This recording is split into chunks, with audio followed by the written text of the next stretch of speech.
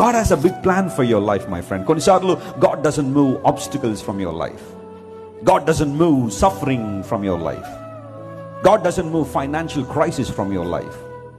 God doesn't move certain things in your life. దేవుడు కొన్నిసార్లు నీ రోగాల నుండి తీయకపోవచ్చు, నీ అప్పు బాధల నుండి కొన్నిసార్లు నువ్వు బయటకు పడే మార్గాన్ని కొన్నిసార్లు దేవుడు ఇవ్వకపోవచ్చు, లేదా నిందల అవమానాలకు దేవుడు నిన్ను గురి చేయొచ్చు. ఆ పర్టికులర్ టైంలో, ఆ ఫేజ్లో నువ్వు పతనం అయిపోవాలనో, నాశనం అయిపోవాలనో, దేవుని దూరం అయిపోవాలనో కాదు, ఒకరోజు ఎలాంటి గడ్డు సమస్యలను ఎదుర్కొనగలిగే స్థాయికి నువ్వు రావాలని, అలాంటి బలాన్ని పొందుకోవాలని, అలాంటి పరిస్థితులను అనేక మంది నువ్వు ఆదరించాలని, ధైర్యపరచాలని దేవుడు ఆ స్థితి గుండా నేను తీసుకువెళ్తాను. నమ్మిన వారు దేవుని స్తోత్రం చెప్పండి. Hallelujah. That is God's plan for you. God's plans are always higher than your plans, and God's wisdom is always higher than your wisdom.